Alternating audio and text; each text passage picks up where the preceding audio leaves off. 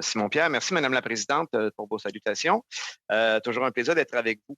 Je commencerai avec M. Forsyth. Vous avez, dans votre introduction, reconnu que ce projet de loi-là est conforme avec la politique de longue date du Canada et de ses intentions de protéger la gestion de l'offre. Est-ce que je vous ai bien entendu?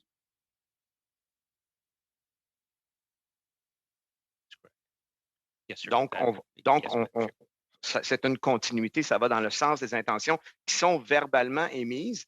Et moi, je considère que ce projet de loi-là, c'est dans le fond mettre en concret des paroles qui sont dites en promesse électorale.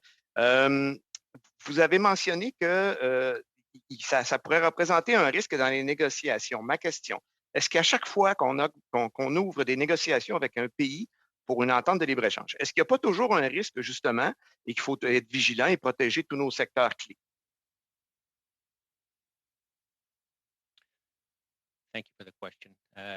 Madam Chair, yes, anytime we enter into negotiation, we would have both offensive and defensive interests. Oui, chaque fois qu'il y a des négociations, il y a les deux côtés. Il y a le côté défense des intérêts. Du côté défense des intérêts, il y a de défendre, par exemple, les secteurs sous gestion de l'offre. Puis, sur l'argumentaire de certaines personnes qui sont en opposition avec le projet de loi, disent que un changement ne serait pas empêché parce que, dans le fond, toute loi peut être modifiée ultérieurement.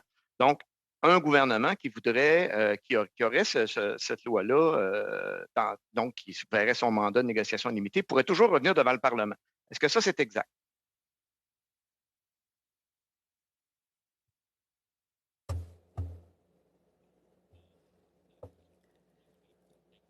Merci pour votre question. Oui, Madame la Présidente, c'est ce que je comprends de tout changement. Si ce projet de loi est adopté, Un prochain gouvernement qui voudrait faire des concessions devrait en assumer la responsabilité politique et avoir le courage de le mandater, de le demander à la Chambre avant. Donc, on délègue du pouvoir aux députés de la Chambre. Moi, c'est cet aspect-là que je pense qui est intéressant. Je ne pense pas que ça va en contradiction avec nos intérêts. Écoutez, il a été dit tantôt, là, à plusieurs reprises, on a fait référence avec l'accord avec l'Europe. Juste spécification, moi, j'aimerais rappeler que, avec la Grande-Bretagne, pardon, que justement, les parts de marché qui avaient été données à l'Europe avaient été données aussi à la Grande-Bretagne. Donc, il était évidemment très raisonnable de s'attendre à ce qu'il n'y ait pas de nouvelles concessions. Mais malheureusement, l'accord qui a été conclu avec la Grande-Bretagne est un accord temporaire. Donc, le risque de nouvelles demandes est toujours présent. J'aimerais apporter cet élément-là à l'attention des membres du comité. Je pense que c'est important. Quand on est quand vous avez parlé tantôt des mandats de négociation. Quand un représentant du gouvernement se rend dans une négociation, il a un mandat du gouvernement. Est-ce que cette loi ne ferait pas tout simplement partie du mandat et que ce serait une limitation qu'ils ne peuvent pas toucher à la gestion de l'offre? Parce que ce n'est pas le même impact. Parce qu'en fond, on semble vouloir dramatiser le fait que ce soit une loi, mais ça pourrait être tout simplement dans les directives gouvernementales. Sauf que là, avec cette loi-là, on est certain que ça y sera, peu importe le gouvernement qui sera en poste.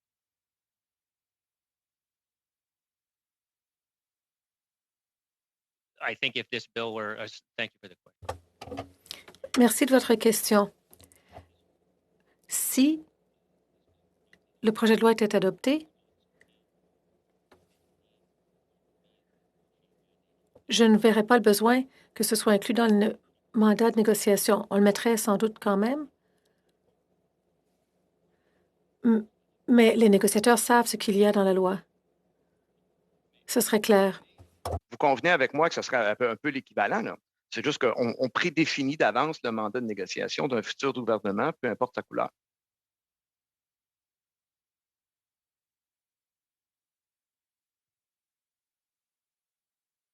Well, I think, thank you for the question.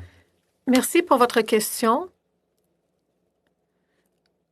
Comme je l'ai dit dans une réponse précédente, tous les différents gouvernements ont appuyé la gestion de l'offre depuis le début de ce régime au Canada dans les négociations commerciales du Canada pour des accords de libre-échange. L'interprète signale que le volume de M. Forsyth est faible.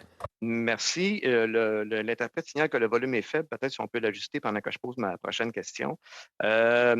Donc, vous dites que tous les gouvernements ont manifesté leur support à la gestion de l'offre. Oui, mais dans les derniers accords, tous les gouvernements ont fait des concessions, peu importe leur couleur. Et bon, sauf dans celui de la Grande-Bretagne, évidemment, dont on a parlé tantôt. Donc, ce projet de loi-là a pour but justement de venir cimenter ça. Quelqu'un a nommé tantôt un danger que d'autres groupes viennent demander que leurs intérêts soient inscrits dans la loi.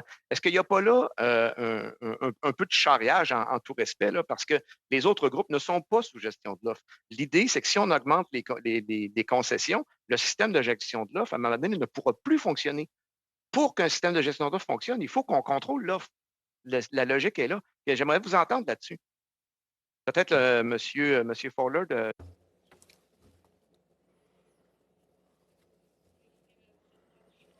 Une réponse plutôt brève, peut-être, Monsieur Fowler?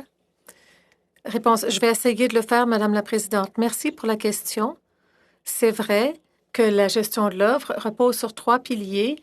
Le contrôle des importations, d'abord, parce qu'il faut connaître le volume de produits entrant au pays dans ces secteurs afin que nous puissions administrer les attributions nationales pour nous assurer que ça continue à fonctionner. Donc oui, c'est important de protéger le contrôle des importations afin d'assurer un bon fonctionnement de la gestion de l'offre. Je dirais cependant